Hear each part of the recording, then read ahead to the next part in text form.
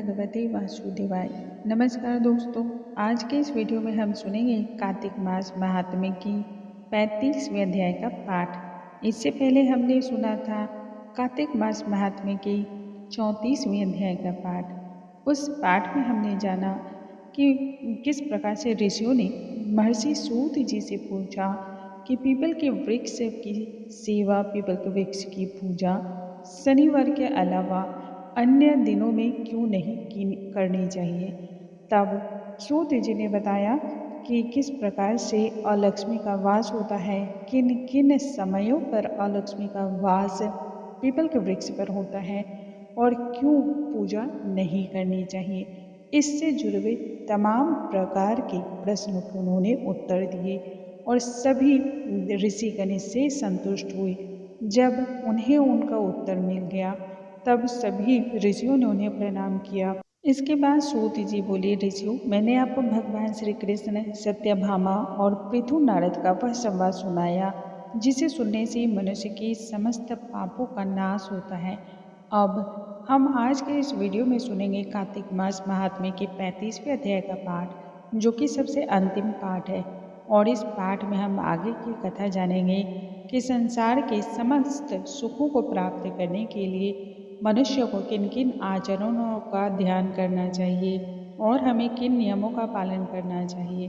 साथ ही तुलसी विवाह किस प्रकार से करनी चाहिए, वह सभी विधियां इस पाठ में दी गई हैं।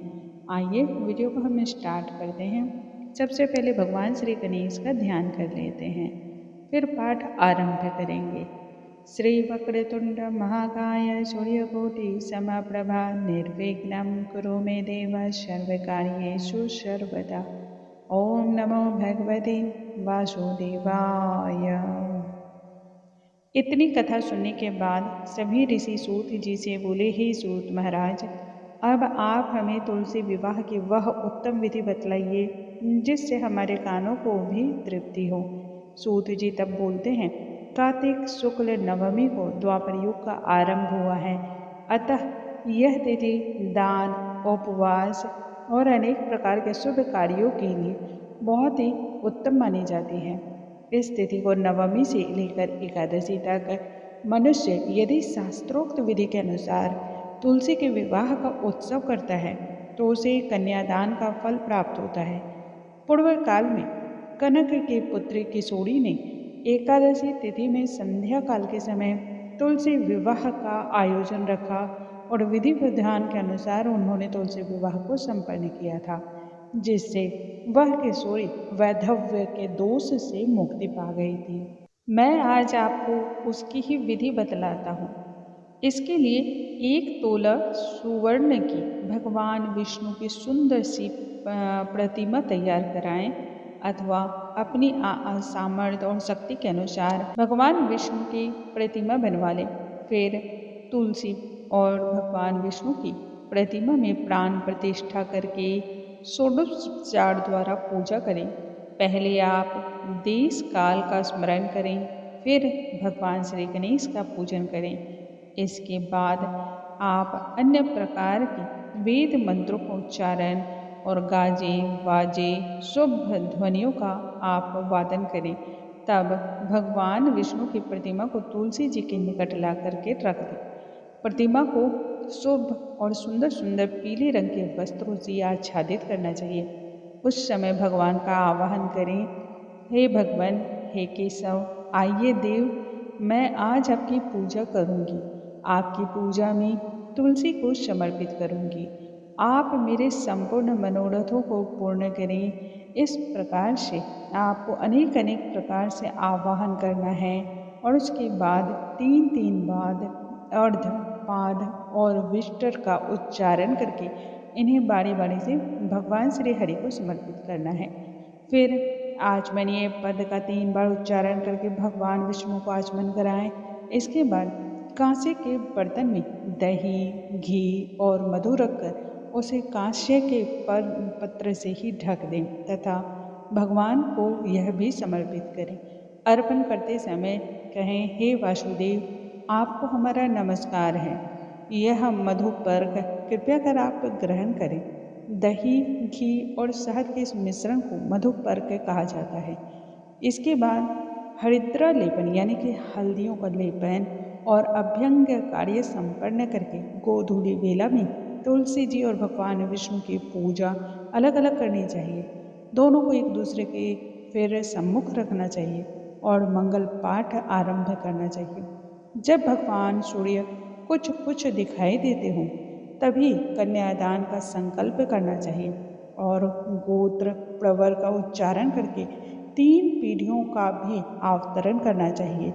तत्पश्चात भगवान से इस प्रकार कहना चाहिए, आदि मध्य और अंत से रहित त्रिभुवन प्रतिपालक परमेश्वर, इस तुलसी दल को आप विवाह के विधि के द्वारा ग्रहण करें। यह पार्वती के बीज से प्रकट हुई है, वृंद की भस्म में उत्पन्न हुई है तथा आदि मध्य और अंत शून्य से रहित है। आपको तुलसी बहुत अधिक प्रिय है, अतः मैं आपकी सेवा में यह समर्पित करना चाहती हूँ। मैंने जल के घड़े से सींच करके अन्य प्रकार से सेवाएं करके इसे अपनी पुत्री की भांति पाल पोस कर बड़ा किया है और अब अपनी इस प्राण प्रिया को तुलसी को मैं आपको समर्पित कर रही हूँ। हे प्रभु, कृपया कर आप इसे ग्रहण करें। इस प्रकार तुलसी का दान करके फिर उन दोनों अर्थात भगवान श्री हरि और तुलसी जी की एक साथ पूजा अर्चना करके विवाह संपन्न करें। सुबह होने पर पुनः तुलसी जी और भगवान विष्णु जी का पूजन करना चाहिए और उनमें खोइचा अवश्य भरनी चाहिए। यदि आपके इधर खोइचा नहीं चलता हो तब तो इसे छोड़ देंगे, लेकिन खोइचा भरना बहुत ही शुभ माना जाता है। यह आपके घर में भी बरकत लाता है। अग्नि की स्थापना फिर करें और उसमें द्वादशक मंत्र से खीर, घी, मधु और तिल को मिलाकर के हवन द्रव्य की 108 आहुतियाँ दें और उसके बाद पूर्णाहुति देनी चाहिए। आचार्य की पूजा करके होम की सारी विधि को पूर्ण करें। इसके बाद भगवान से आपको प्रार्थना करनी है, हे प्रभु, आपकी प्रसन्नता के लिए आज का यह व्रत मैंने संपन्न किया है। हे जनार्दन, हे श्री हरि, इस प्रकार जो भी न्यूनता इसमें रह गई हो, जो भी कमी रह गई हो, वह आपके प्रसाद को से पूर्णता को प्राप्त हो जाए। यदि द्वादशी में रेवती का चौथा चरण बीत रहा हो तब उस समय पारण बिल्कुल ना करें, यह जरूर ध्यान रखें। जो भी व्यक्ति उस दौरान पारण करता है वह अपने व्रत को निष्फल करता है। भोजन के बाद तुलसी के स्वतः गलकर गिरे हुए पत्तों को खाकर मनुष्य सभी पापों से मुक्त हो जाता है। भोजन के अंत में ऊख, आंवला और बेर का फल खा लेने से उच्छिष्ट दोष से मुक्ति मिलती है। इसके बाद भगवान श्री हरि का विसर्जन करते हुए कहें, हे भगवान, आप तुलसी के साथ बैकुंठ धाम की ओर प्रस्थान करें। हे प्रभु, मेरे द्वारा की गई पूजा ग्रहण करके आप सदैव संतुष्ट रहें। इस प्रकार भगवान विष्णु का विसर्जन करके मूर्ति आदि सभी सामग्री आचार्य को अर्पण कर दें। इससे मनुष्य का जीवन कृतार्थ हो जाता है और पुण्य की प्राप्ति होती है। यह विधि को सुनाने के पश्चात सूत जी ने अपने ऋषियों से कहा, हे ऋषियों, इस प्रकार जो भी मनुष्य श्रद्धापूर्वक, भक्तिपूर्वक, शांति और संतोष को धारण करता है वह भगवान विष्णु को तुलसी दल साथ में समर्पित करता है, उसके संपूर्ण पापों का नाश हो जाता है और इस मायावी दुनिया के संपूर्ण सुखों को भोग करके अंत में मृत्यु के उपरांत विष्णु लोक को प्राप्त करता है। हे ऋषिवर, यह कार्तिक महात्म्य सब प्रकार के रोगों से मुक्ति दिलाता है और संपूर्ण पापों का नाश करने वाला है। जो भी मनुष्य इस कार्तिक महात्म्य को भक्ति पूर्वक, श्रद्धा पूर्वक और इसी बहुत ही तन्मयता के साथ पढ़ता और सुनता है तथा वह इनके आचरणों को भी धारण करता है, वह संपूर्ण पापों से मुक्त होकर के भगवान श्री हरि के चरणों में स्थान प्राप्त करता है। जिस व्यक्ति की बुद्धि खरी खोटी हो तथा जो श्रद्धा से हीन हो, ऐसे किसी भी मनुष्य को इस प्रकार के महात्म्य से दूर ही रहना चाहिए तथा इसके श्रवण से उसे किसी भी प्रकार का कोई फल नहीं होता है। इसलिए जो भी भक्त इन नियमों का पालन करते हैं उन्हें सबसे पहले अपने मन, वाणी और बुद्धि पर विजय की प्राप्ति होनी चाहिए। वह बिल्कुल श्रद्धा भाव से इन चीज़ों को लेकर के समर्पित होना चाहिए तथा मन में किसी भी प्रकार के विकार को भी नहीं रखना चाहिए।